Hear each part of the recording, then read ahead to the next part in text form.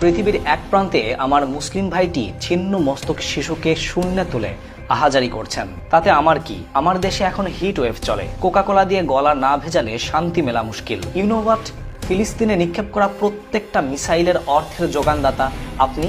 অবশ্য আপনাকে বলেই বা লাভ কি? আপনার কাছে তো কোক স্টুডিও সাক্ষাৎ এক অবতার, আপনার দেশের লোকসঙ্গীতের রীতিমতো সেভিয়র। কয়েকদিন কোকাকোলা খাওয়া বাদ দিলেন, কোক স্টুডিও নতুন একটা গান আনলো, মালোমা। আমরা পাগল হয়ে গেলাম, দিন রাত স্ট্রিমিং করলাম। ভাবলাম আমার দেশের গান আমি না শুনলে শুনবে কে? কথা সত্য।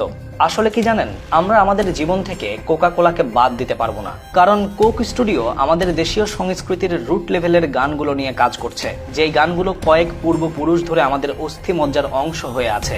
গানের মাধ্যমে কোকাকোলা হয়ে উঠছে আমাদের জীবনের অংশ, লাইফস্টাইলের সঙ্গী। আপনি কোক স্টুডিওর গান যতবার স্ট্রিমিং করবেন, যতবার কোকাকোলার বোতল খুলে গলা ভেজাবেন, মনে রাখবেন আপনি গোটা একটা জাতিকে নিশ্চিহ্ন করার অর্থ যোগান দিচ্ছেন। আপনি গণহত্যার পৃষ্ঠপোষক, আপনি খুনি।